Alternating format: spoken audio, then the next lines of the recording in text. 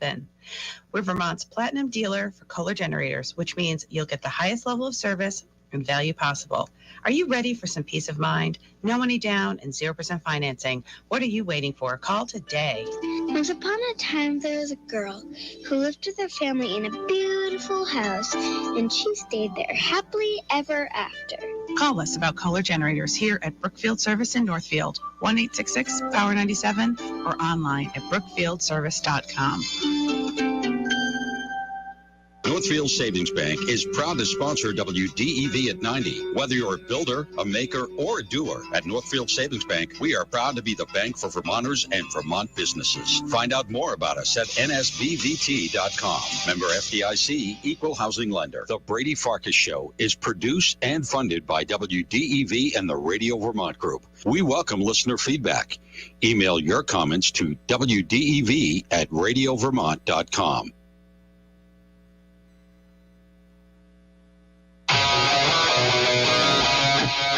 The teams you care about. The Patriots are now closer to the bottom of the AFC than the top. That's a fact. The stories that matter to you. Trevor Story, man, he makes the Red Sox much, much better in 2022. This is your home for New England sports. I'm just wondering what happens next for UVM, because I think there could be a lot of turnover on that roster. This is the Brady Farkas Show on WDEV AM, FM, and WDEVradio.com. What's up, everybody? Another wild Red Sox game, but another Red Sox win. Sox beat the Tigers in rain-soaked Detroit by a score of 9-7, and now the Red Sox come home for the home opener on Friday. Welcome in, everybody. It is the Brady Farkas Show here on WDEV AM and FM and WDEVradio.com. We do have a full show, all 90 minutes today. We will go up until 7 o'clock, and then we'll turn it over to Jazz with George Thomas, and then Eye on the World with John Batchelor. Yeah, Red Sox win today. Final score 9-7. We're going to talk with Tom Caron of Nesson as we do every Wednesday. We're going to talk to him at 6:10, though. Reason why: that game took so dang long that TC is currently on the Nesson postgame show, so he's going to be with us live at 6:10 with his thoughts on the Red Sox right now as they do go back to Boston at 3-3. Look, it wasn't always clean. It wasn't always pretty. But at the end of the day, I feel pretty good about what the Red Sox accomplished here on this road trip. You played 6 games, all on the road. Tough to come back north and hit after being in Fort Myers for a month. Quick, accelerated spring training. Guys' bats certainly weren't there in the first couple of games. But all in all, you go 3-3. You go back home at 500. You're not 1-5. You're not 0-6 and looking way up at the division already. You were able to get a good performance today. 5 solid innings out of Nathan Eovaldi. The bullpen did falter at times, but you did get 2/3 really good innings from Jake Diekman with those 2 strikeouts. You got Hansel Robles, who I actually really like. For all the questions that I had about this bullpen, and I still do, I still think they need a true stopper in the 9th inning. I do like Hansel Robles, and he came in, he put out the fire big time there in the bottom of the 8th, and then he shut the door quickly in the bottom of the 9th. So good stuff there for the Red Sox. Eovaldi, again, 5 innings, 4 hits to 2 earned runs. He did have 6 strikeouts to just 1 walk. He threw 100 pitches, so the pitch count is up there too. All in all, I feel good about where the Red Sox are right now. 3-3, you win a series, you go back home. The bats are starting to turn around here, okay? Bogarts didn't even play today. You got Trevor Story to get a couple of hits. You got Devers to continue to get a couple of hits. You had Jackie Bradley Jr. get a couple of hits. So people hit today. You played pretty good outfield defense all the way through, really, with the exception of Arroyo yesterday. You feel pretty good about your outfield defense. The offense started to turn it around, started to click. Starting pitching was better, I think, than we expected. And the bullpen, by and large, was better than we expected. So you go 3-3. You come home now, and now we go. I'm happy with where the Red Sox are at right now. Again, TC live at 6:10. We'll play some of the highlights in the 6 o'clock hour as well. You can get in on the Napa Morrisville, Napa Waterbury text line. That's 802-585-3026. Your locally owned Napa stores in Waterbury and in Morrisville. You can check in on the Facebook live stream, the YouTube live stream as well. Some on the comment section already on Facebook Live. People happy to be coming on after a Red Sox win. So Paul is there. Frank is there. We got a whole crew on the Facebook live stream also. Let's waste no time, everybody, and let's get to it. 5, 4, 3, 2, 1. And here we go. The opening thoughts in the Brady Farkas Show are brought to you by Sticks and Stuff and by Swanton Lumber, Vermont's most complete locally owned home center, with locations in Enosburg, Derby, Middlesex, St. Albans, and at Swanton Lumber. They're online at sticksandstuff.com.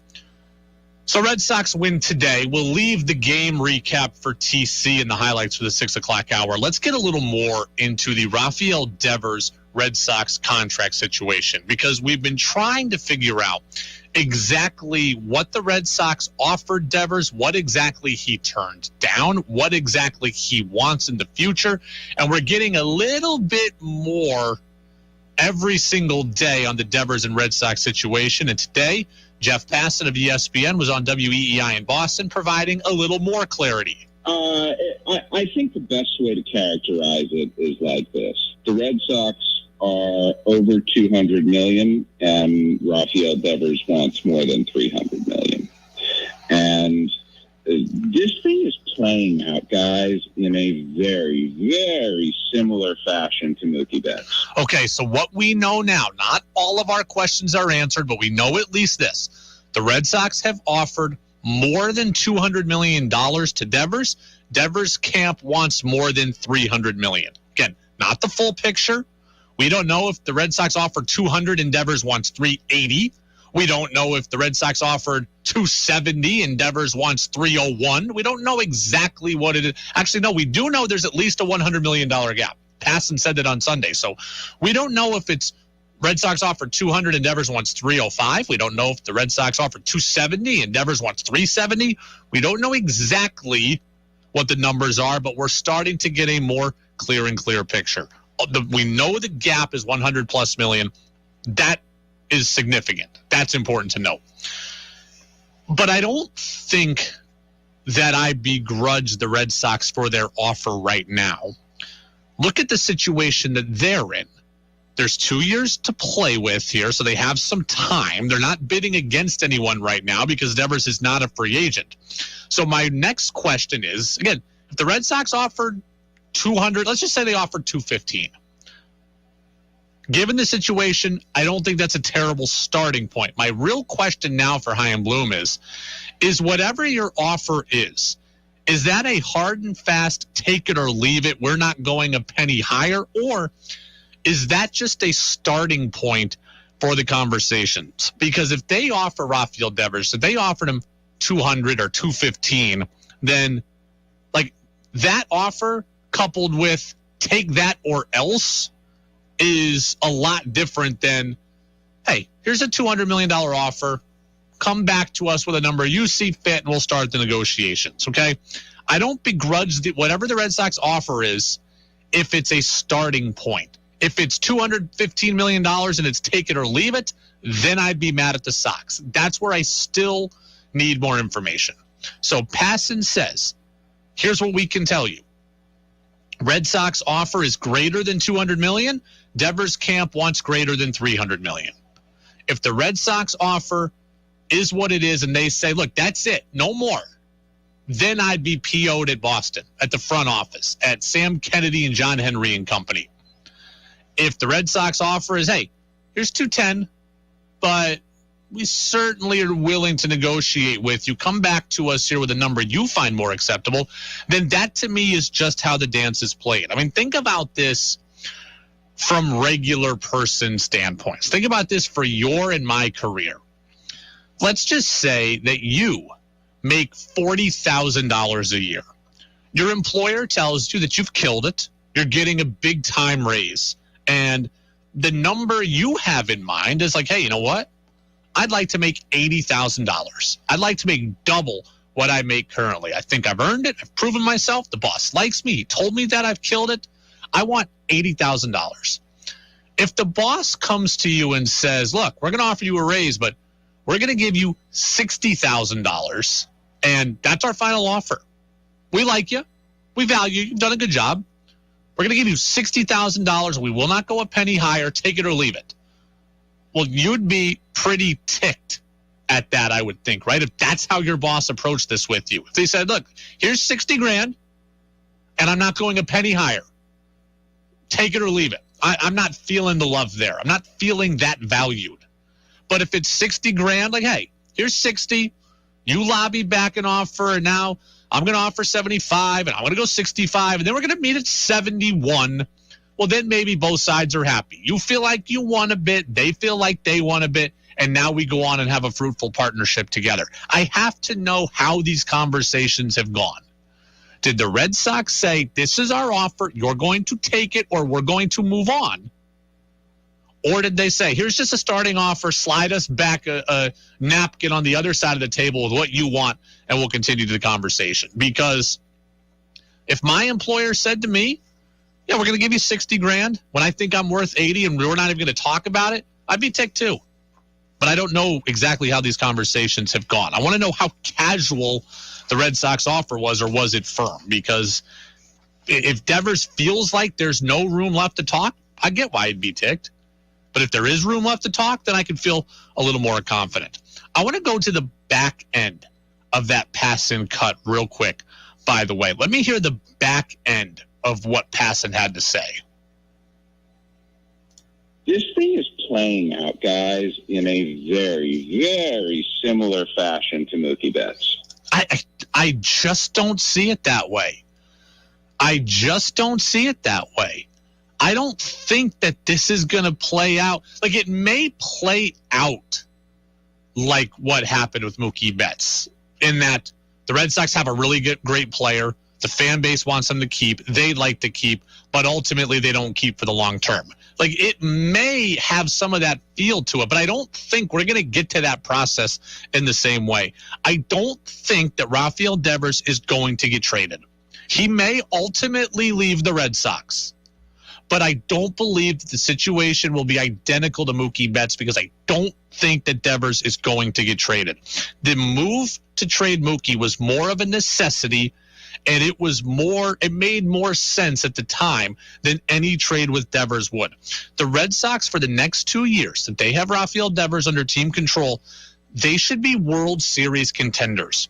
You do not trade MVP caliber players if you are a World Series contender. You take the chance. Yes, Rafael Devers may leave. But if you are a World Series contender, you take that chance every single day. And trust me, I am all for trading players to get prospects. I'm all for, as I've said, building a sustainable pipeline. I'm all for replenishing the system. If I am telling you not to move on from Devers in order to get prospects, then really don't move on to trade Devers to get prospects. Because I would usually be the first guy to tell you that it's smart to do that. But when you are a World Series contender, you do not give up MVP caliber players. Yes, he may leave. He may walk in free agency. You take that chance. If it means I can win a World Series, you do not trade him. I don't think that this is going to play out the exact same way that it did with Mookie. Chaim Bloom, go back to 2020. Chaim Bloom came in with a clear directive to shed payroll. The guy everybody wanted to get rid of on the roster was David Price. The only way to get rid of David Price, to get under the luxury tax, to shed that contract, was to include Mookie Betts. I believe Mookie Betts was going to make $27 million himself in arbitration. So you shed the Mookie Betts contract. You shed half of David Price's contract, $16 million for 3 full seasons. So you, in one fell swoop, you got rid of $43 million just off the 2020 payroll alone. So Chaim Bloom had a directive, clear payroll.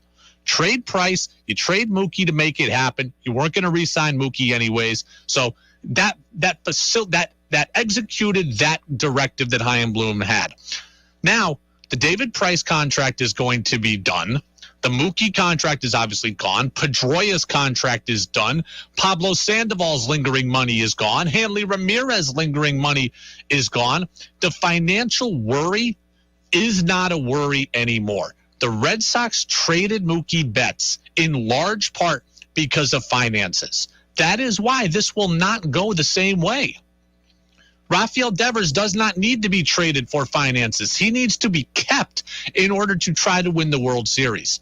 The 2020 Red Sox, I don't think, also profiled to be all that good, even before COVID. Right? Chris Sale, we knew wasn't right. Nathan Eovaldi, we didn't know if he would be healthy. Craig Kimbrell was gone. Andrew Benintendi was coming off a not particularly good 2019.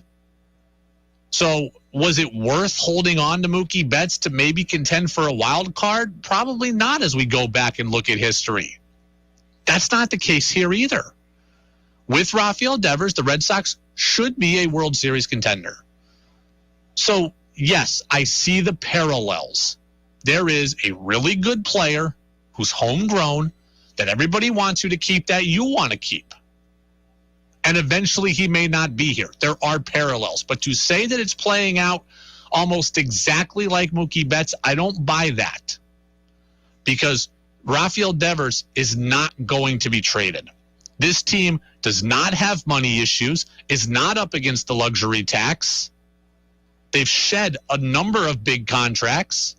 All they've really added is Story. That's it. Other than Story, the biggest deal that Chaim Bloom has given out is 2 years, $14 million to Kike Hernandez. So it's not the same playing field, and your team is significantly better. I don't think the Red Sox trade Rafael Devers. That makes these situations very, very different. Napa Morrisville, Napa Waterbury text line, 802-585-3026. Steve in Fayston. Am I correct that Devers has not stated that he's not negotiating during the season? Oh, am I correct in saying Devers has stated he's not negotiating during the season? If he has said that, why do we need to talk about this over and over? Save it for the hot stove time. Steve, the show is today. This is my motto. The show is today. This news came out today. That's why we're talking about this today. We're going to talk with Tom Caron of Nesson, who just watched the same game that you listened to, and we'll talk all about the 9-7 Red Sox win on April 13th. That is important. What is also important is that Jeff Passan was on WEEI today, and he is telling you closer and closer to full details of what exactly the chasm is between Devers' camp and the Red Sox camp. That is important to cover as well. And I'd like to know the exact numbers and how Devers is feeling. We don't know that just yet, but maybe that'll come out too. Virginia in Starksboro says, if my boss offered me $60,000 instead of the 80 I wanted, I'd tell them to get lost. I'd take my talents across the street. Well, maybe that's how Devers is thinking. If you don't want to give me my $350, I'll go play for the Yankees. That's another thing I'd like to know exactly how Devers is feeling. All right. Because we're switching up the time of our guest, because TC is going to join us in the next hour, we're going to go to Who's Saying What next. Celtics, Nets. We know the playoff matchup. What are people saying? What am I feeling about it? We'll get to Who's Saying What. That's next here on the Brady Farkas Show on WDEV, AM and FM. Did you know that Chips Auto in Randolph carries Nokian tires? No kidding. No, Nokian. Creators of the first snow tire. And Chips Auto sells, mounts, and balances them. No kidding. No, Nokian. And Chips Auto in Randolph has an alignment machine to keep your Nokian tires going straight. No kidding? No, Nokian. At Chips Auto. Full-service auto repair and tire services. Weston Street, Randolph. Online at chipsautoandtire.com. Universal School Meals have been available to all students for the past 2 years at no charge to their families. But due to federal waivers expiring, over 40,000 Vermont kids may be losing out on meals soon. All students should have access to the tools they need to learn, from textbooks and pencils to buses and nourishing school meals. Let's make Universal School Meals permanent so no child learns what hunger feels like at school. Learn more at universalschoolmealsvt.org/learn. Hi, everyone. This is Jess Langlois. And Chief Meteorologist Dan Dowling from the Channel 3 Max Advantage Weather Team, reminding you that every day we are tracking the weather and getting you the most accurate forecast. From the most experienced weather team tonight from 4 to 7 and at 11 p.m. We forecast with straight talk and no hype. So you can take advantage of the clear days and have the advantage over stormy weather. There's a 100% chance of accurate, experienced, and trusted forecast tonight and every night from the Channel 3 Max Advantage Weather Team. First in weather. Celebrate spring at Banana Republic Factory with 50 to 70% off everything. Discover vibrant dresses, modern suits, and more from $24.99. Find your nearest store or shop online only at Banana Republic Factory. People do some pretty cool things in their 40s and 50s, like go back to college, learn to skateboard. Whoa. Okay, maybe that one's not for everybody, but saving for retirement is. At aceyourretirement.org, you can get on track with your retirement savings no matter your age. Just have a free 3-minute chat with the friendly digital retirement coach, Avo, and receive personalized tips to help boost your savings. Start chatting with Avo today at aceyourretirement.org. A message from AARP and the Ad Council. Celebrate spring at Banana Republic Factory with 50 to 70% off everything. Discover vibrant dresses, modern suits, and more from $24.99. Find your nearest store or shop online only at Banana Republic Factory. Easter is right around the corner, and fortunately, so is Kinney Drugs. Hop on in for everything you need, from Easter baskets, colorful grass, and Easter eggs, to jelly beans, peeps, and chocolate bunnies. Add some fun spring toys, games, and adorable stuffed animals. Kinney even has beautiful fresh flowers and cute seasonal decor, and a nice selection of gift cards and American greetings cards. Kinney Drugs, your one hop shop for Easter since 1903. Make your opinion heard by texting onto the Brady Farkas Show at 802-585-3026. Now it's back to the Brady Farkas Show on WDEV AM, FM, and WDEVradio.com. Welcome back in, Brady Farkas Show here on WDEV AM and FM and WDEVradio.com. Red Sox win. They beat the Tigers. It was much more of a struggle than it needed to be, but the Sox end up winning 9-7, and they'll come back home at 3-3. Tom Caron, Red Sox and Bruins insider at NESN, will be with us in about 20 minutes. He'll be with us at 6:10. Once the NESN postgame show ends, he will join us. Travis wants to talk about Garrett Whitlock and his team-friendly deal. We're going to talk about Garrett Whitlock with Tom Caron as well, so again, stay tuned for that. We do this every single day, so let's get to it now as we kind of rearrange the schedule to accommodate TC and the long post-game show. Let's get to Who's Saying What. Whoa. What did he say? Mac Jones? Good Lord. Mel Kiper's got to slow down on this. Mac Jones ain't going to work, folks. It's not going to work. He's got to come to terms with it. It's not going to work. They really said that? Every damn thing is politics and race, and I'm losing my mind over it. It's time for Who's Saying What on the Brady Farkas Show on WDEV AM, FM, and WDEVradio.com.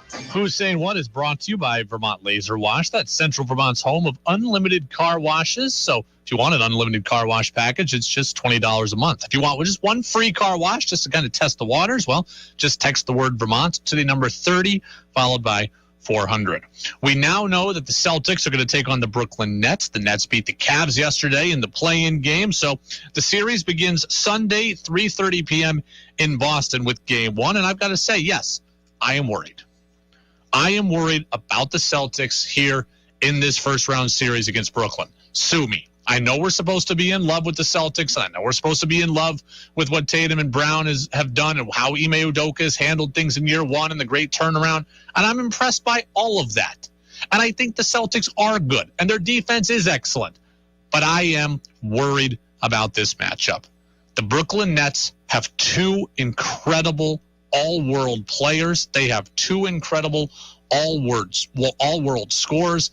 And for my money, Kevin Durant is the guy I fear most in the NBA. I know that Luka is incredible. I know that Giannis is incredible. I know that Trae Young is a great shooter. There's all kinds of great players, all kinds of great scorers in the NBA. To me, I fear nobody more than Kevin Durant. And when you can look across the court and say that they've got the best player on the floor, then I'm instantly worried. Because in the NBA, more so than other sports, one player can dominate. Even if you have a great quarterback, you still need help, right? The defense still needs to be good. The coach still needs to be a good play caller. The offensive line still needs to block. The defense has to be representative. So in football, the quarterback cannot solely take over the game. The starting pitcher can take over a game. A goaltender can take over a game. But to me, the NBA is the sport where one guy can totally dominate. A great starting pitcher cannot hit, and a great goaltender cannot score goals. A great player in the NBA can have an impact on both sides of the floor, and I look at Kevin Durant as the best player on the floor in this series. So when you have that guy, I'm instantly worried. And when you have Kyrie Irving, who is an excellent Robin, now he might think he's a Batman sometimes, but when you have an excellent Robin who can also go for 30 at will, I'm worried there too. It may be the case that the Brooklyn Nets will have the two best players in this series. And when you can look across at the other team's sideline and say, they've got definitely the best player and maybe the second best player in this series, then that would become troublesome to me. Now, I asked Freddie Coleman of ESPN Radio earlier today because we had no idea when we were going to get on the air. I asked him earlier because we taped in advance, how worried should I be? Oh, you definitely should be nervous, Freddie, mainly because we know how good the Brooklyn Nets can be based on the fact they got Kevin Durant and Kyrie Irving, and how many times we've seen that two guys, especially in modern NBA, can carry a team through a deep playoff run, especially two kind of explosive scorers that they are. So, yeah, you should be fighting at that matchup because of those two players. But the way the Celtics are so connected on defense, it's not going to be easy for Kevin Durant and Kyrie Irving or even other people on that Brooklyn Nets team to help them out and make shots. And now, I think Freddie is right. He makes a good point there. The Celtics are connected on defense. They are good on defense, even without Rob Williams. They can defend down low. The Nets are more of a perimeter-oriented team, so I don't worry as much about not having Robert Williams. And the Celtics guards do have length to them, so they can make it tough for Kyrie to have to at least shoot over them there. But, Peyton Pritchard's not very big, but Brown and Tatum, anybody who may end up switched on to Kyrie, is certainly going to be tough for him to elevate over. But again, if the other team has the best player, then I'm nervous. No matter how good your defense is, Kevin Durant is a tough guy to have to stop. And it's not a task that I welcome. Not a task that I welcome. I don't know if you guys saw this, by the way. Game 1 is on Sunday afternoon. If this series went 7 games, it would take 2 full weeks. 2 full weeks. This is ridiculous to me. I like the NBA. The NBA playoffs are far too long. For all the grief that baseball gets, and a lot of it deserved, the playoffs are over in a month or less. The first round here is going to take half of a month potentially. I mean, the Celtics and Nets are going to play on Sunday in Boston. And then they're going to play on Wednesday in Boston also. 2 full days off with no travel anywhere. What is the reasoning behind this? I know you want more games to be standalone. I know you want to have TV window. I get it all money-wise, but logistically, it is just painstakingly slow. The NBA needs to cave on one of 2 things. 1, make the first round series 5 games instead of 7. I don't need a 7-game series here just to see a lot of 8 seeds get swept and to see in usual circumstances 7 seeds get gentlemen swept 4 games to 1. I don't need that. Just make it a 5-game series. You won't do that because you want the money. Fine. If you're not going to do that, play every other day, please. But we're going to play when? We're going to play Sunday, Wednesday, and then Saturday? Brooklyn and Boston aren't even that far, so even when you incorporate the travel days, it's not that big a deal to play every day. This isn't going from Portland to Miami. This is Brooklyn to Boston. You could play every other day. I asked Freddie about that too. but they should go with the NHL way, where the NHL plays in their series every other day. And I know they're worried about travel. You're not really worried about travel in the Eastern or the Western playoffs because everybody has to go a good distance. But with modern air travel, it should be a lot easier to do that. For the longest time, I don't know why the NBA has done this in the first round series. They've been able to do it for a long time. But I'm with you. It should not take 2 weeks to play a series. If it goes to a full 7 games, it should be about a week and a half. 2 weeks to play a series. I mean, the season ends, the regular season ends April 10th-ish. The NBA finals are going to end like June 20th. It's absurd how long the playoffs take. They take more than 2 months. More than 2 months. I am not a fan of this. I will watch all the Celtics games, and we will talk about them. And I will enjoy them when they're on. What I will not enjoy is an unnecessary 2-day wait. The players all took off all of these games all season. They all load managed all season so that they could be ready for the playoffs. And now we have to make the playoffs even more player friendly. If the playoffs have to be done like this, then these guys better all be playing in the regular season. Because if you're going to skip all these games all regular season and get several days off between games here, I feel like you can't have it both ways. It's ridiculous that a 7-game Celtics series would take 2 full weeks. We'll be right back after CBS News on WDEV. 96.1 WDEV FM Warren, 96.5 W243 AT Barrie, 98.3 W252 CU Montpelier, AM 550 WDEV Waterbury. This is CBS News on the Hour, sponsored by Dell Small Business. I'm Matt Piper in New York. The man who police say shot 10 people in the subway system here, injuring 23 in all, is now under arrest. And Justin, the man reportedly called police this afternoon on himself to tell them he was at a McDonald's in the East Village neighborhood of Manhattan. More from CBS's Bradley Blackburn. The New York City Police Department says it has arrested Frank James in connection with Tuesday's subway shooting in Brooklyn. We used every resource at our disposal to gather and process significant evidence that directly links Mr. James to the shooting. We were able to shrink his world quickly. There was nowhere left for him to run. Investigators are combing through the 62-year-old social media posts as they look for a motive.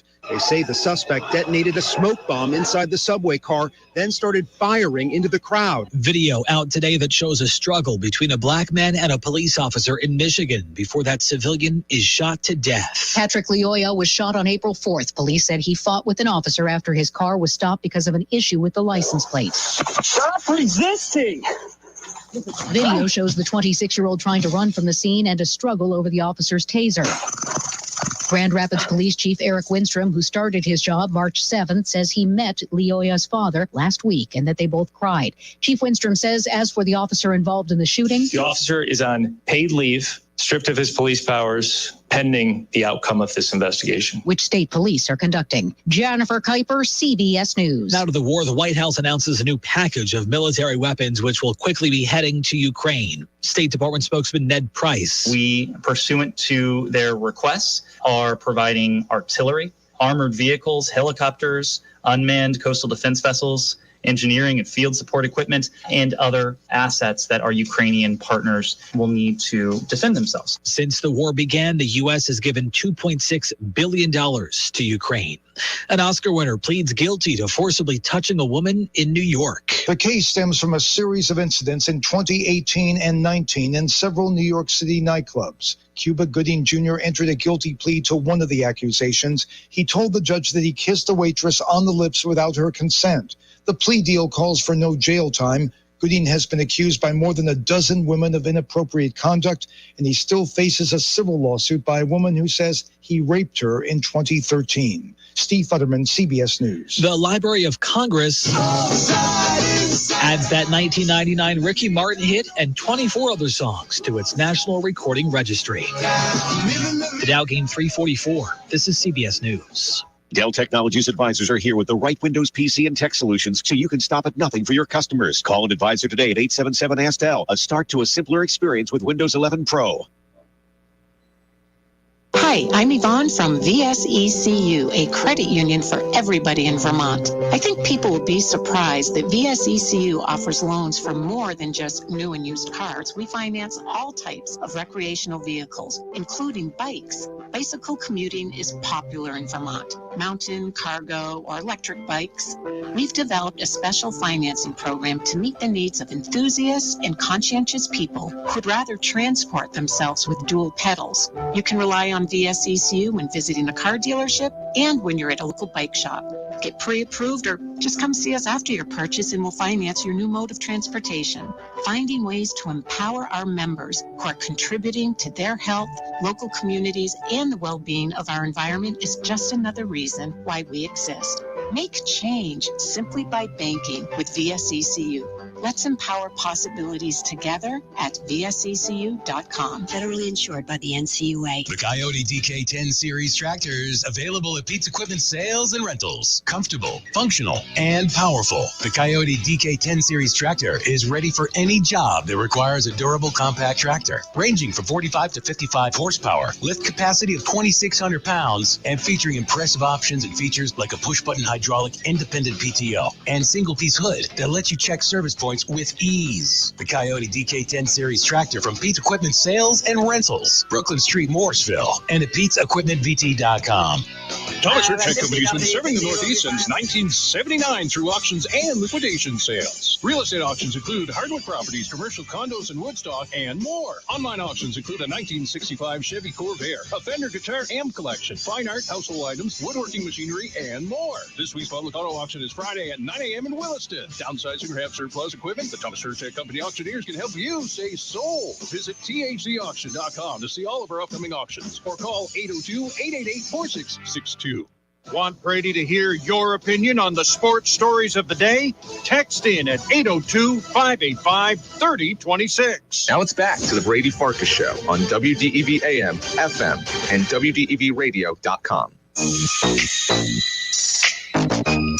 Welcome back in, Brady Farkas Show here on WDEV AM and FM and WDEVradio.com. We're about 5 minutes away from Red Sox insider Tom Caron of Nesson joining us. So TC just, I think, literally walked off the set here at the Nesson studios as the post-game show came to a conclusion. So he'll be with us here momentarily. But the Red Sox do get the win today. They beat the Tigers in a game you heard here on DEV by a final score of 9-7. Running through the statistics in this one, Nathan Eovaldi got the win. Former Red Sox pitcher Eduardo Rodriguez the loss. Hansel Robles got his first save of the year. For Eovaldi, he went 5 innings, gave up 4 hits, 2 runs, 1 walk, 6 Ks through 101 pitches. Matt Barnes came in through 1 scoreless innings with a strikeout. Austin Davis struggled in relief, 2/3 of an inning, 2 runs. Cutter Crawford gave up 3 runs in a third of an inning. Jake Diekman gave up a hit and allowed some inherited runners to score, but he threw 2/3 of an inning, had 2 Ks. Robles threw in the last inning and a third. It shouldn't have been this difficult. The Sox were up 7-1 at one point in this game, but again, that lead evaporated quickly as the Sox gave up 2 in the 7th and 3 in the 8th. But the big one was a 6-run 4th inning for the Red Sox that was aided big time by a Tigers error. Erod got the loss, went 3 2/3, 7 runs, but only 2 of which were earned. In his fairness, though, a lot of his pitching was pitched in very unfavorable weather. He was pitching in a pretty decent rainstorm. I'm actually surprised we got this game in full with no delays at all. Pretty amazing that we played this game. So I don't think it's fair to properly, I don't think you can properly evaluate Erod and what he did today pitching in these conditions. As for the offense, Kike Hernandez, 2 more hits today. Every starter except for Christian Vasquez had a hit for the Red Sox. So Kike gets 2, Devers gets 1 and an RBI. Trevor Story was back in. He had 2 hits and a ribby. JD Martinez had a hit and a couple of walks. Bobby Dahlbeck had 2 hits. Arroyo, Verdugo, they had hits. Jackie Bradley, he had 2 hits, including 3 RBIs, as well as JBJ went 2 for 5. We got all kinds of highlights here, so let's just give you the Devers RBI right off the bat. Here's the pitch. Swinging a line drive down the left field line. Trouble if it's fair, and it is inside the line. Kike will score. How about 3 straight doubles for the Red Sox? It is 6-1 in Detroit. Even though not a Red Sox highlight, a memorable day for former number 1 pick in the draft, Spencer Torkelson. Yesterday, he got his first hit for the Tigers. Today, he got his first ever home run. The 1-0. Hammered deep to left field. This is way back, and this is going to be Spencer Torkelson's first big league home run. A mammoth bomb to left, a 2-run shot, and it's 9-4. So that came off of Austin Davis. Let's see, one more here. What do we got? There's seriously about 17 highlights from this game. Here's Trevor Story with a ribby. The 1-1 pitch, swinging a line looper, sinking into center field. On comes Baddoo. He will not get it. That'll score Raffy. Story makes the turn at first. He'll hold over there. A bloop single. Another run scores. 7-1 Boston. Yeah, 7-1. That's why it shouldn't have been as close as it was. But the Red Sox do win at 9-7. They're 3-3. They'll come back home on Friday. We'll have the home opener for you with our coverage beginning at 1:10 on Friday. Nick Pivetta will take them out against the Minnesota Twins. The Minnesota Twins, who were almost perfect gamed today by Clayton Kershaw and the Los Angeles Dodgers. Tom Caron, our Red Sox Bruins insider at Nesson, he's going to be with us in a matter of moments. So we're going to step aside briefly, get TC on the phone, and we'll come back with his spin on the Sox through the first 6 games. Tom Caron is next on DEV. For 90 years, WDEV has been Vermont's news station. A lot has changed since 1931, but the need to be informed is more important now than ever. This is Jennifer Kuiper. Our coverage of international and national events, coupled with WDEV's focus on state and local happenings, provide Vermonters with a comprehensive look at the news. WDEV, keeping an eye on Vermont, while CBS keeps an eye on the world. Do you want to learn more about the free market perspective on important public policy issues affecting you, your work, and your community? I'm Bill Sayre, and I hope you'll do so by joining me in conversation with Vermont opinion leaders as we discuss how best to make Vermont an ever better and more affordable place to live and work. Common Sense Radio with Bill Sayre, weekdays 11 till noon. Looking for the latest information on the Red Sox? Not only is David Ortiz a Hall of Famer, but he is one of the best of the best. How about the Bruins? Are they a Stanley Cup champion? Probably not as presently constructed, but they're a playoff team. And you've come to the right place. We talk now with Nesson insider Tom Caron. Baseball isn't boring because there's still nothing like the communal gathering of fans at a baseball game. On the Brady Farkas Show on WDEV AM, FM, and WDEVradio.com. All right, back at it, Brady Farkas Show here on WDEV. The Nesson post-game crew has not yet quite dissipated from the studio yet, so Tom Caron will be with us here momentarily. We'll get TC's thoughts on today's game. I was thinking about a home opener on Friday. How many of you out there have ever been to a Red Sox home opener? Because I never have. If you've been to a Red Sox home opener, let me know about when it was and what your experience was like. 802-585-3026. I am very excited to get back to a Red Sox game at Fenway. I've got my tickets. I'm going May 22nd, Red Sox Mariners. That's Sunday afternoon. I think 1:35 game. So it'll be my first game at Fenway since 2019. And I think for a lot of you, that will probably be the case this year, your first game since 2019. Hard to believe it will have been 3 years since I went to a major league game.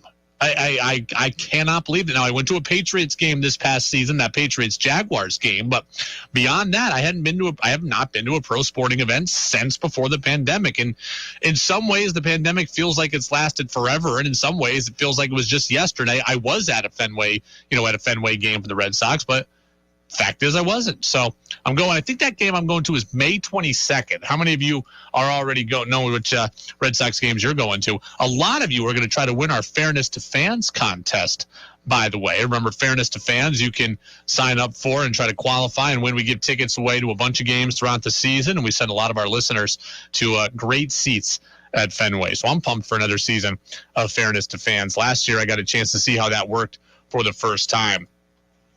Peter in Williston says, let's see. Okay, Peter in Williston says, Red Sox management has to figure out if they want to win Rafael Devers over. If they don't, They have the option to try to fetch as much value as people think they got from the Mookie Betts trade. Do the Red Sox think that they got fair value for Mookie? That's what Peter wants me to ask Tom Caron. So we can ask him that, but I don't think the Red Sox are necessarily obligated to try to win Rafael Devers over. And what I mean is this. I want the Red Sox to have Devers. I think they want to have Devers. If they want to blow his doors off with a contract offer to make him a Red Sox player for the next decade, then yeah, they can go out. That is their choice if they want to go out and try to blow his doors off to keep him in Boston. If they decide that they don't want to pay the freight for Devers, then I don't think they have to try to win him over. They just let him play out his contract, be motivated in a contract year, and let him go try to get his money somewhere else. Now, I don't want the relationship to go that way, but I don't know that they have to win him over. They have to blow him away financially, and that will win him over if they want to keep him. And if they decide they don't want to keep him, then they just let him play, and he'll be naturally motivated by the dollars that he seeks somewhere other than Boston. I think that, and we're going to talk about this tomorrow, because Buster Olney yesterday told us that he thinks that Rafael Devers is a guy who can get $350 million. That's what Devers should be looking for. What would Devers have to do for you to actually be worth that money? Could he ever become worth that money? That's a question we're going to explore tomorrow here on the Brady Farkas Show. I do think the Red Sox got good value from the Mookie Betts trade. I really do. But, hopefully I don't think that it's going to come to that. But we'll ask TC about it. Red Sox and Bruins insider NESN Tom Caron is fresh off the NESN podium and here with us on the Brady Farkas Show. TC, I didn't know if we were ever going to fit you in because that game went so damn long. Yeah, can you imagine there's a rain delay in that? I mean, it took 4 hours as it was. And we were all worried about a rain delay coverage. And, I'm sure anybody coming home from work flipping on said, oh, so it did rain. It had a rain delay. Nope, just a 4-hour game. It didn't need to get as hairy as it got today. But all in all, 6 games, first 6 games of the season, all on the road. You go 3-3. You win a series. You win a series today with your ace on the mound. There are still warts with this team, I think. But all in all, I think you feel pretty good after the first 6 as you go home. Yeah, I think so, too, especially losing the first couple, right? So now you've won 3 out of 4. The 2 you lost, you were right in the game. One was the 11-inning game, obviously. One was a couple of 2-run home runs off Pivetta. The bullpen's been good. It wasn't good today. You had trouble today, and like you said, it never should have got to where it got to.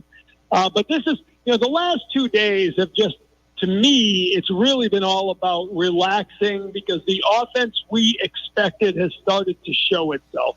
You had 6 doubles today along with a home run, so 7 extra base hits. They make an error, it's thrown away there by Candelario with 2 outs. Would have been the end of the inning, and Rodriguez is probably halfway to the dugout thinking the inning's over. He's got to go back out and face you, and you make him pay with 3 straight doubles. 4 runs go up on the board, and you blow it wide open. That's what good offenses do, and this is a good offense. Not fair to I don't think you can properly evaluate Erod today. In those conditions, you get the error that you referenced there. I don't think that Erod's numbers today do him justice, and I don't think it's any reason to say, see, they shouldn't have paid him. What do you think of Erod overall? Yeah, I mean, it's only 2 earned runs, right? 5 of them were unearned. Yeah. But again, one of the things we always had, I forget the exact number now, but when Kurt Schilling was here with the Red Sox, he had an insane stretch of games and innings and seasons where he never gave up an unearned run. You made an error and the inning kept going. He would, the old expression is bow your neck. He would bow his neck and bear down and not let you score. I mean, Rodriguez certainly didn't do that today. It was a lot of bleeding, a lot of hemorrhaging after the error. He couldn't get out of the inning. But the other day he gave up 3 runs in the first 2 innings on opening day and then settled down with a couple innings after that. Rodriguez has always been a guy who needs to work to keep himself in check. And there's always been talk about tipping pitches and some of the habits. So he's the type of guy to me that I think the short spring training probably affected. And this is really for him just kind of stuck there in the middle of what would be week 4 of spring training. It seems to me like there's a distinct difference this year in Eovaldi and how he's using his pitches, because when I thought of Eovaldi last year, I really thought of kind of a 2.5 pitch pitcher, even as good as he was. The really hard fastball, a good splitter, and he'd throw a slider. We're seeing a lot of big curveballs this year, and he's getting a lot of swing and misses. Am I right in my what I'm picking up here? Well, he's using it this year, no doubt about it. I think he had 5 swing and misses today, 11 swings at it overall. But he did last year, maybe not quite as often. He's at a lot today. He threw 24 curveballs today out of 101 pitches. So he definitely went to that. But he's a guy who uses his 5-pitch mix. He always has. In fact, I think it's fascinating that last year, after the 4-seam fastball, you take a look at what he did with his arsenal, and he threw each of his other 4 pitches at least 10% of the time. So this is a guy who, Lenny DiNardo, the great analyst who works with me at Nesson, will tell you, he's a guy who would have to reinvent himself at times, because you go in the bullpen and you might not have everything with you. Well, the great thing with a guy like Eovaldi, who has 5 pitches, if the slider is working today, slider didn't look real good today. He only threw 7 of them. He can move on to the other things. If the splitter isn't a good pitch for him today, he can go to the others. So it's really hard, I think, as a hitter, to get ready for Eovaldi, because, he can just come at you with so many different weapons. Tom Caron, Red Sox and Bruins insider at Nesson, with us here on the Brady Farkas Show on WDEV, AM and FM, and WDEVradio.com. We've talked a lot about Garrett Whitlock and the role that he's used in, and yesterday it worked absolutely to a T, right? You won the game that he pitched in. You got 4 good innings out of him. He saved the bullpen. All of it was perfect. My question is, or I guess my fear is that every time you use Whitlock like you did yesterday, you burn him for 3 to 4 days, and you risk running into a situation like you had today where you don't have your best reliever available to you. Does that worry you moving forward? No, because you can't think of him that way. I mean, unless they change the role. He is not a reliever that's going to be used multiple times a series or anything like that. Their plan for him right now, as far as I've been able to figure it out, they haven't come out and said it, but they've hinted towards it, is doing exactly what he did yesterday. He's going to be a piggyback. He's going to come in probably after Rich Hill more often than not, because Hill, never threw a pitch 90 miles an hour yesterday, right? Topped out at 89. There's 1 strikeout. He threw 3 pitches. They were all 71 miles an hour or less. So then Whitlock comes in throwing 98. It looks 198. So you got 4 1/3 out of Hill, and then you got 4 out of Whitlock, and I think that is a perfect combination. So don't think of Whitlock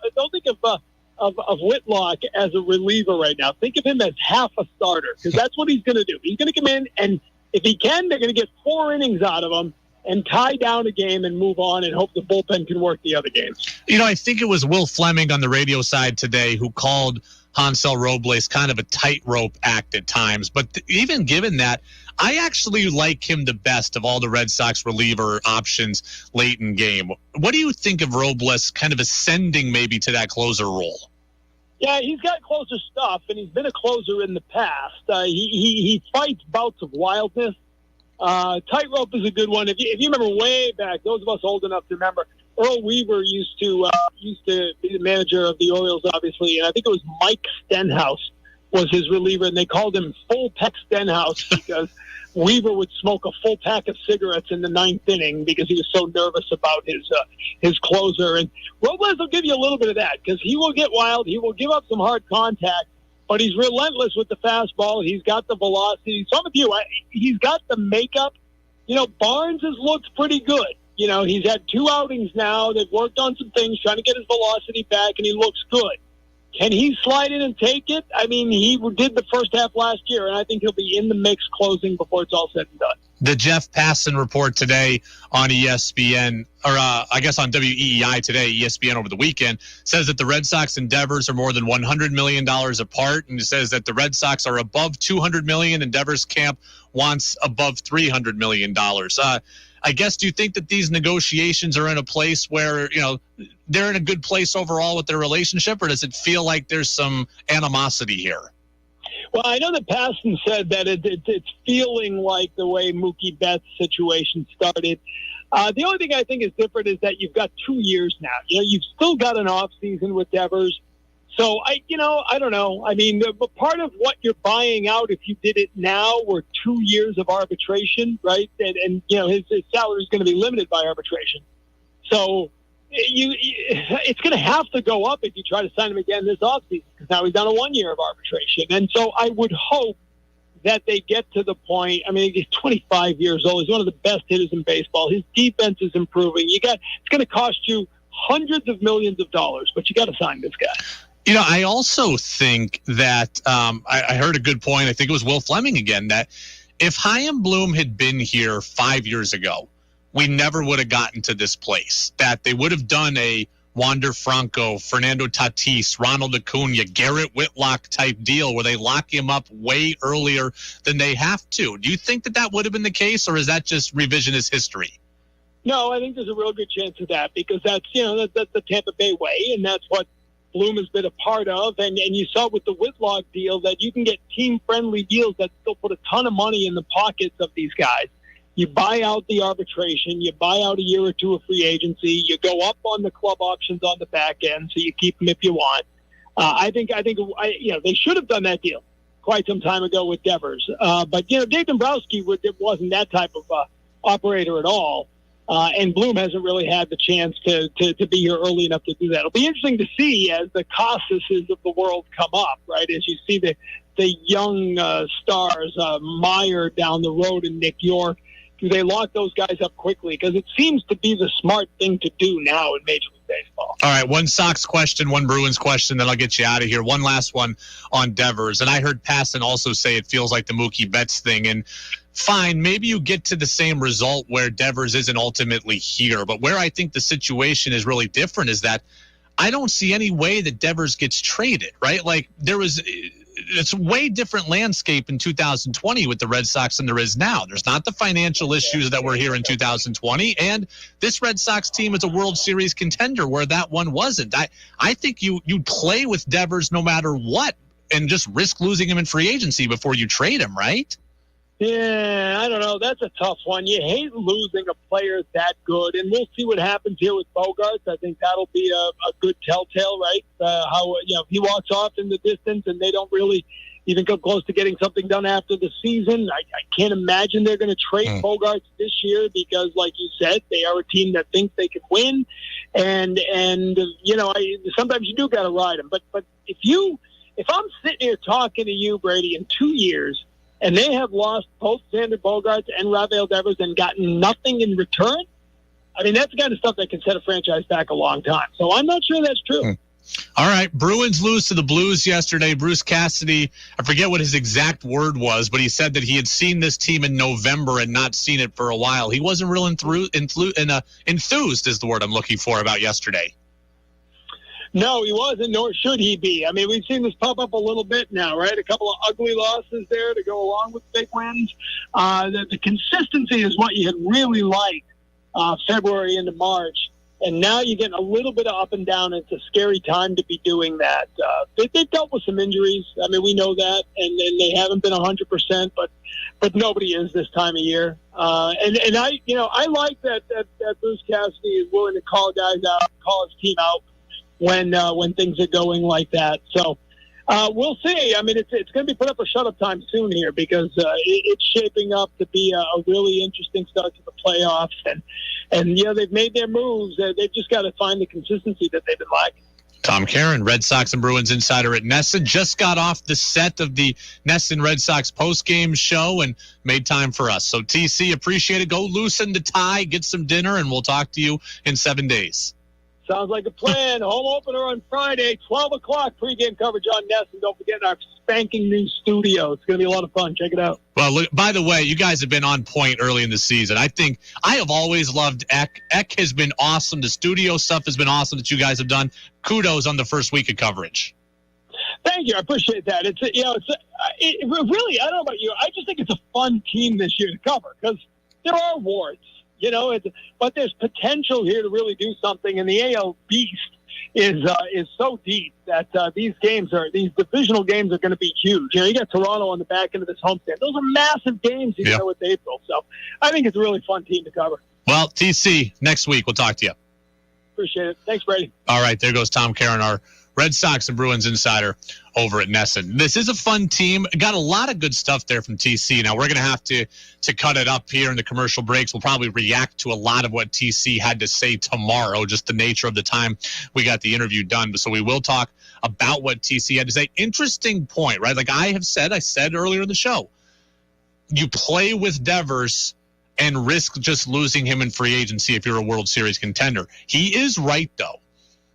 You cannot lose Bogarts and Devers for nothing. He is absolutely right about that. So, in my mind, like, they're not going to trade Bogarts right now. TC's right about that. So you're either going to lose him in free agency and get a draft pick back, and that's all you're going to get, or you're going to run the risk of losing Devers. I don't know. We'll talk more about it tomorrow, but that was an interesting point. He's right. You cannot lose both Devers and Bogarts. I cannot see this team trading Devers. Like, I cannot conceptualize trading an MVP caliber player at 26. Now, Bryce Harper and the Nationals, that's the cautionary tale, right? They went for it with him in his last year and ended up not winning the World Series, ended up losing Harper, just got a draft pick, and then he went on to Philadelphia. So that is the cautionary tale.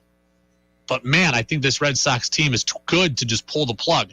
We will see what happens with Bogarts because you're right, or he's right, rather. That will dictate a lot of kind of what's to come, I think, and how the Red Sox view things with Devers. But Red Sox are willing to offer more than $200 million.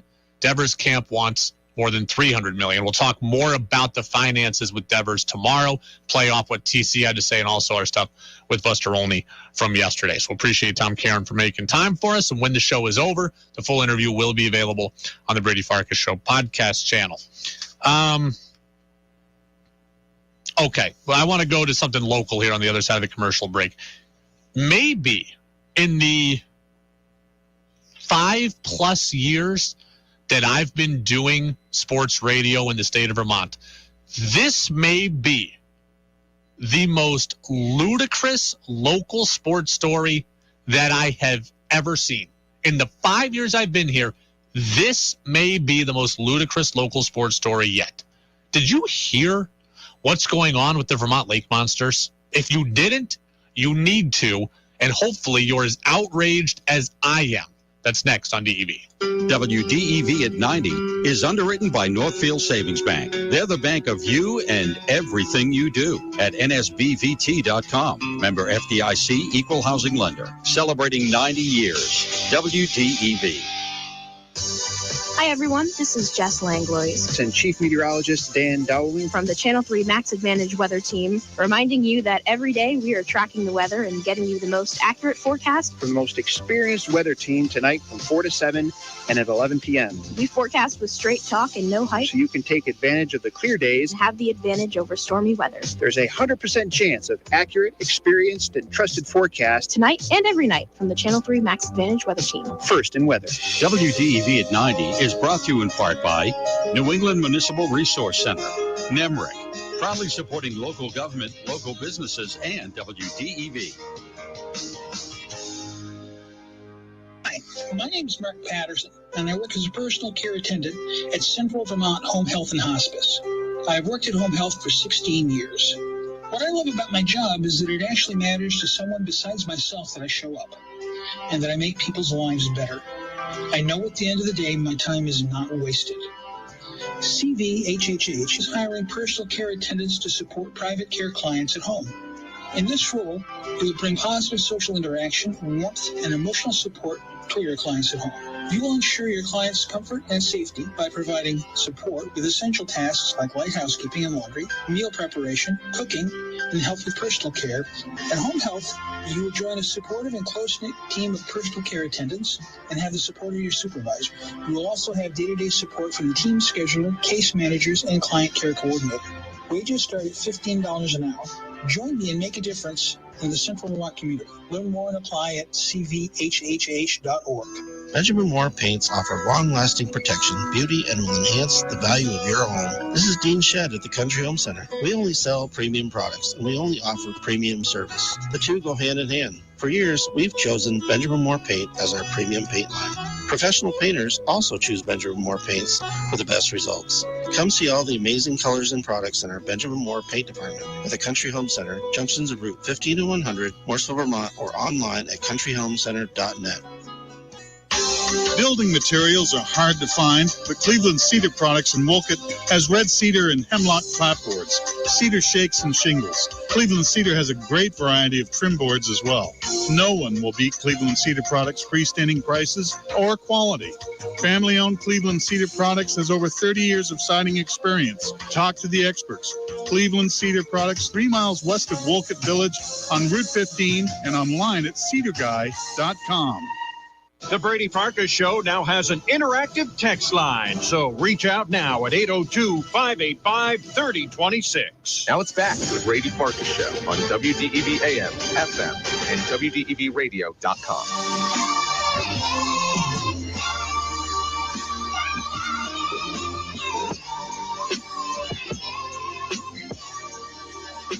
Welcome back in, Brady Farkas Show here on WDEV AM and FM and WDEVradio.com. All right, let's see. Got to keep my emotions in check here. First and foremost, show is brought to you by Pro Driver Training. That's Pro Driver Training, Vermont's premier truck driver training school, online at prodrivercdl.com. Again, they can help you with your Class A CDL, your Class B CDL, passenger and advanced skills training. And again, it's prodrivercdl.com. They've got facilities in Enosburg and in Milton. Jazz with George Thomas is coming up here just after 7 o'clock, and George is milling around the outside. And George, I want you to listen on the big speaker out there, because I think by the time that I'm done with this segment, you're going to be as energized and as hopped up as I am. Because this may be, in the 5+ years that I've been doing this job in this state, this very well may be the most absurd local sports story that I can remember. And I'm just going to give you the facts before I kind of go off on it. The Vermont Lake Monsters are no longer a professional baseball team. We know this, right? They've lost the minor league affiliation, and we're all very upset that that's the case. But the Lake Monsters still exist. They are now a summer collegiate baseball team in the Futures Collegiate Baseball League. Players come from all over Northeast and New England colleges to play for the Lake Monsters, and obviously they still play out of Centennial Field, an old and historic ballpark in Burlington. So that's fact one, right? We know that, the logistics. Two, the Vermont Lake Monsters are now charging $1,600 a game for luxury box seats down the right field line. There are apparently going to be 4 of these luxury boxes taking up a majority of the space beyond first base and then all the way subsequently down the right field line. So 4 sets of box seats. There will be 16 sets or 16 seats in each box. So basically you're looking at 1,600, 16 seats, basically $100 a head. And these box seats are to be rented out for the kind of things that box seats are usually rented out for: corporate outings, bachelor parties, impressing clients, thanking clients, whatever. So $100 a head, $1,600 a game for these luxury box seats. I have many thoughts on this from many different angles. Overall, this is just laughable to me. Like, in my mind, simply as a business practice, who is buying this package? Who is buying this package? What business is spending $1,600 a night to rent out seating down the right field line? The Vermont Lake Monsters need to recognize they're not the draw that they think they are. This is a college summer team. And by the way, it's the 3rd best college summer league in New England. This is like 3rd-rate baseball in New England. I think the Lake Monsters are a perfect fit for the Futures League. I think the Futures League is a perfect fit for Burlington. But $1,600 a night for luxury seating at this level of baseball, this is delusional. Okay, at the Cape Cod League, you might, just might, be able to get away with this. The Cape Cod League has a massive history. It has ocean proximity. It has great views. It has unbelievable amounts of big leaguers that you'll be seeing. great scenery. They've made movies about the Cape. The Cape might be able to get away with this. The Futures Collegiate Baseball League at Centennial Field, the Vermont Lake Monsters, is not getting away with this. Steve goes, how many home games? This is every night. This is every night. If WDEV wants to rent out the luxury box seat for one game, it is $1,600. And then if Steve's company wants to rent it out for the next game, it's $1,600. This is not season tickets. This is a one-night thing. Your boss wants to take the staff out on the town. We buy the box seats for one game. We pay $1,600. Unbelievable. This is absurd. Who is doing this? Does Vermont even have enough corporate businesses that would want to pay this to fill these every single night? I don't think so. Colin Flanders of 7 Days, he wrote the story about this at 7daysvt.com. I spoke with him earlier today. What their senior vice president told me is that businesses and team sponsors have been asking for something new, something unique that they can bring people to, and they feel like the demand is going to be there. I think there is a healthy amount of skepticism that they will be able to fill these on an every game basis.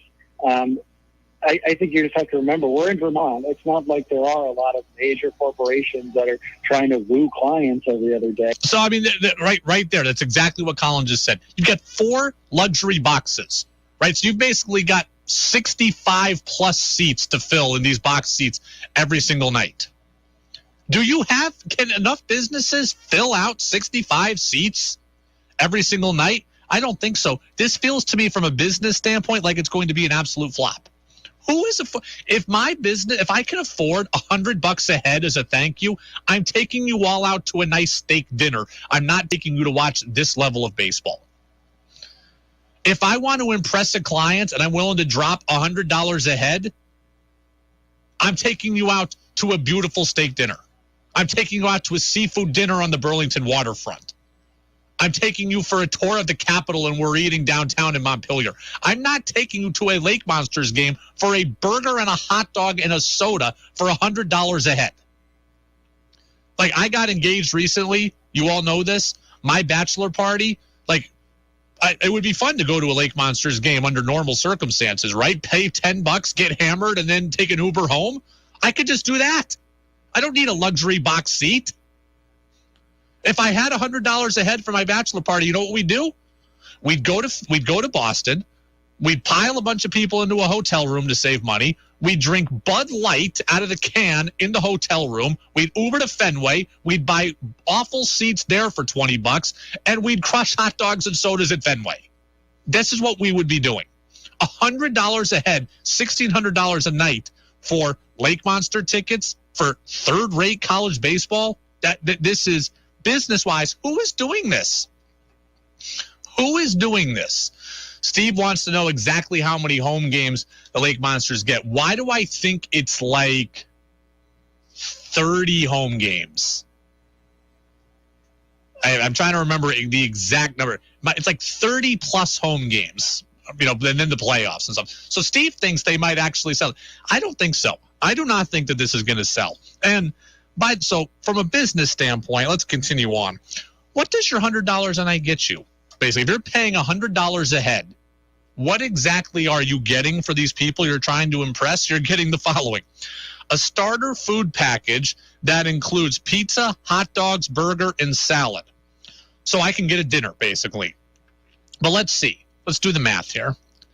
A usual ticket to the Lake Monsters game. If I just bought general seating at the Lake Monsters, it cost $10. If I bought pizza, a salad, and a burger on my own, it would cost $15 to $20. That's $30 total. Where is the other $70 in value coming from here to make this $100 a seat worth it? Like, where does that other $70 come from? Do I get free alcohol in my luxury box? No. Do I get additional free food other than what I just mentioned? No. I get appearances by Champ the mascot and Lake Monster players. Well, hey, I'm 32 years old. I don't care about meeting 19-year-old college players. That doesn't get my appetite going for my corporate party. And if I have kids that I'm bringing, it's great. But guess what? That stuff should be available anyways. The kid should be able to meet champ whether he's in the luxury box or not. So for $100 a head, my crew that I'm trying to impress, my employees that I'm trying to reward, they should be getting a catered dinner, unlimited refills, some alcoholic drink vouchers, and I should be allowed to play left field for an inning for the Lake Monsters. This is ridiculous. Like, again, if I'm a guy who's willing to pay $100 a head for my business partnership or for my group to come out, we're going somewhere other than Centennial Field to see a third-rate college baseball league. I'll take my crew out to the Mountaineers where we can go for like $10 a pop and get good food and see better baseball. I'd rather do that at that rate. I mean, let's see. Steve says, I'd like to see you bat instead of playing left field. Another text on the Napa-Morrisville, Napa-Waterbury text line. You make memories that last forever, Brady. That's why folks are going to pony up $1,600. Not exactly. So, like, that's from the business standpoint, right? Like, I don't think this is smart business-wise. I don't think there's enough people interested in this level of baseball for this many nights. Like, I don't think that this will work business-wise. Let's look at it from the practical standpoint. I really hope that the Vermont Lake Monsters realize that the fun of the Lake Monsters experience is the affordability and the kid-friendly nature of the experience. And I really hope that these new offerings are not going to take away from that. Like, are you not going to let Champ go around the rest of the ballpark to meet all the kids? Like, is that something that's now going to be luxury box exclusive? Because if it is, it's a disgrace. If my 9-year-old or my 12-year-old or my 4-year-old can't meet Champ because they're sitting in the regular bleachers, then that is a disgrace. And if you tell me that everybody can meet Champ, then what exactly is the special reason for going to the luxury box? Hey, my kids can meet Champ. That's awesome. But you know what? They could have done it for $90 less sitting in the bleachers. So this is a no-win either way here. Either the Lake Monsters are telling you you can't meet Champ unless you're in the luxury box, which is ridiculous, or they're telling you that you can meet Champ anywhere, and well, why the hell would I pay that much more to go and do this? Like, this doesn't make any sense. You cannot take away the best parts of these games from regular fans and regular kids. And lastly, as I continue to get worked up about this, these box seats are essentially giant pavilions all the way down the right field line. In order to put in these giant pavilions, you have taken away all of the open space where kids used to go and where kids used to play catch and stand and talk and meet people. And that's really too bad, because the best part of the Lake Monsters is the fun, the accessibility, and the social nature of everything. And by putting in all of these pavilions to make all this money that I don't think you're going to make, you are taking away that fan experience and that kid experience, which made the Lake Monsters so fun anyways. I don't know if you've ever been to the Lake Monsters game. It's an area that's often occupied by families with children. As everyone knows, the Centennial Field seats aren't the most comfortable, and so a lot of times people want to get up, stretch their legs. You'll often see people throwing baseballs over there. It's a spot. It's a spot to hang out and watch the game. So, and you're taking that away. You're taking that away. We need, like, the Lake Monsters should be there for kids. There for the kids to develop a love of the game, and for kids to have fun, and for fathers and sons to play catch, and for mom to throw batting practice with wiffle balls to little kids with giant red bats like my mom used to do in the backyard. It should be there for the local teams to come and congregate, and they can play pickle in the outfield there, and they don't have to be glued into every pitch of the game. Now they cannot do that. Now they cannot do that, because you've put these giant pavilions in right field. There's still that room in left field, but you've halved it. And it's supposed to be about a kid-friendly experience, and instead, it's all about making money. And look, I get it. The Futures Collegiate Baseball League is a for-profit league. You do need to make money. I'm not oblivious to that. Okay, this stuff is not free to run. But there's got to be better ways to make money other than spiting your fans here. Like, I don't think that these box seats are a desirable thing. I don't think it's necessary. I don't think there's a real market for it. If you want to do it, that is your prerogative, but don't do it at the expense of kids and take up all their space. If you really want to do this, fine, but don't do it at the expense of kids and take all their space, because that's who it's supposed to be about.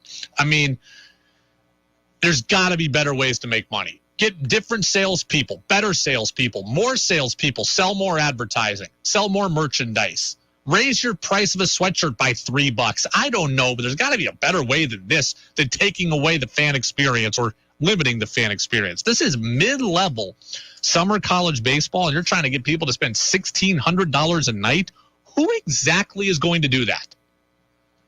And I would say that any sponsor who thinks, any business owner that thinks that this is a good idea, or thinks that this is what their team would want for $1,600 a night, I promise you, you don't understand what level of baseball you're watching.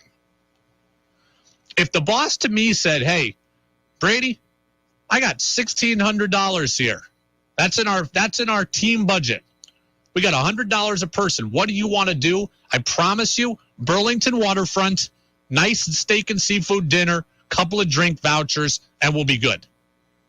Not, hey, let's go sit under the pavilion and watch a handful of Division II and Division III players and lower level Division I guys or guys that don't play a lot. That would not be my first choice. And again, bachelor parties can rent this out. If I got $100 a head on the line here, we're having a golf outing. We're renting a cabin for the night, and we're just going to booze it up there. We're not choosing the Lake Monsters experience with our hamburger, soda, and a hot dog package here. So Ray says this is complete garbage. Ray over in Warren. Yeah, it is.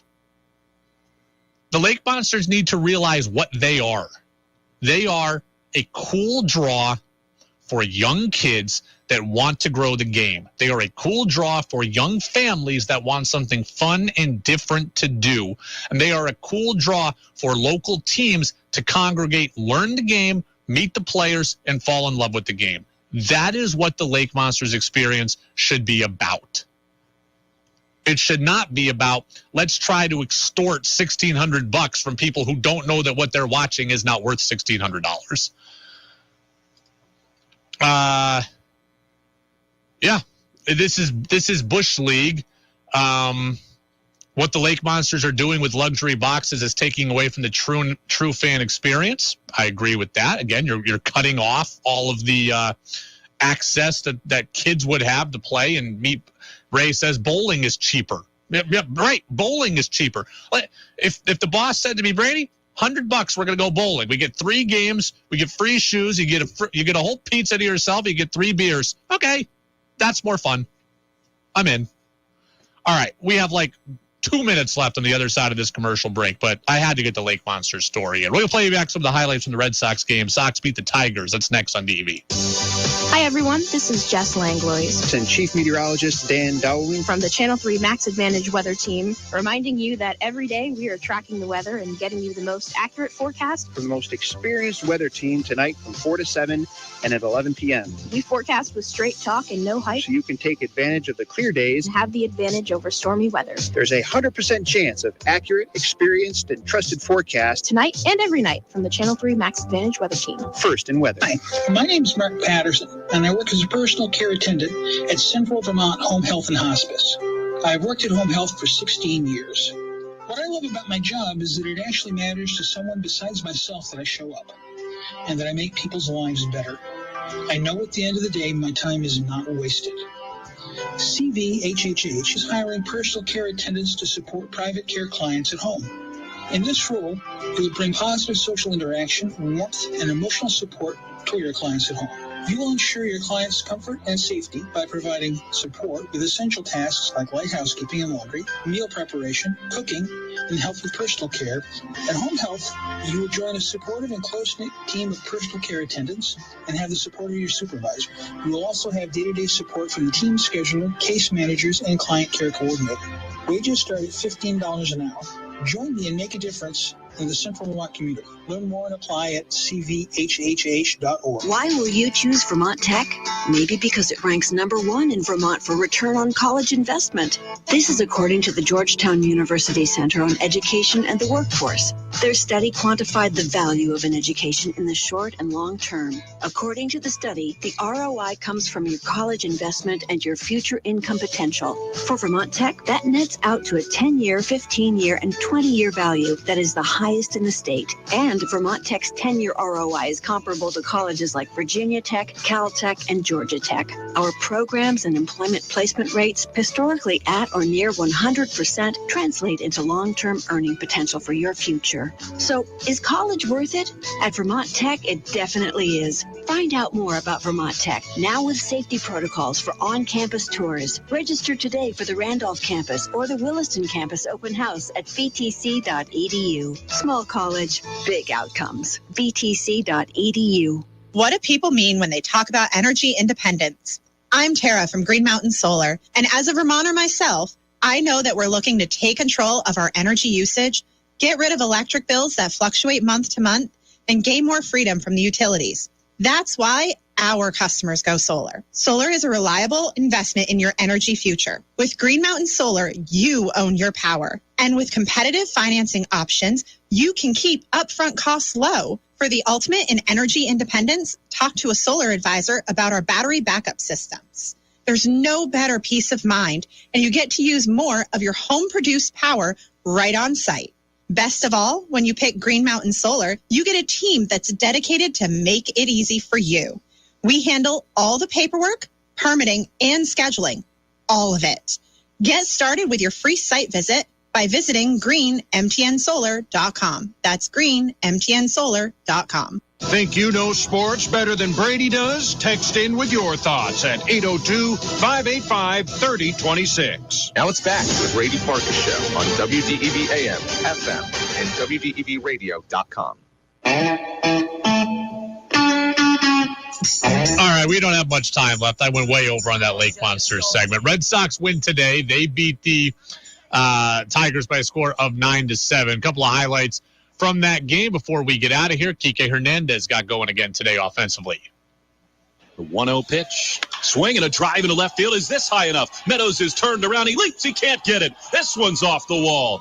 Jackie scores. Into second is Kike. And it's 5-1 Red Sox. Extra base hits coming in bunches for Hernandez and the Red Sox. All right. Kike Hernandez again got going. Devers had an RBI as well today. And there was a pretty good day from Jackie Bradley Jr. And here's how it ended with Hansel Robles on the mound. Robles with the next 0-2 pitch. Here it is. Swing and a miss. He got him on a slider. The ball game is over. The Red Sox win it 9-7, and they take the series 2-1 in 3 hours and 51 minutes. Yes, Sox win it. They move to 3-3, and they come home for the home opener on Friday. We have another full show tomorrow, and got a big show tomorrow. LeGarrette Blount is going to stop by, former Patriots running back. LeGarrette Blount is going to be with us at 5:45 tomorrow. I've never spoken to LeGarrette Blount before, so I'm looking forward to seeing about his memories in New England and what he thought of playing for Bill Belichick and company. So LeGarrette Blount tomorrow and another big guest coming up on Friday. But a full 90 minutes to get through it. Full show podcast will be available shortly on the Brady Farkas Show podcast channel. It's on Apple Podcasts, Spotify, and WDEVradio.com. Jazz with George Thomas is next. Do you have chronic joint pain like in your knees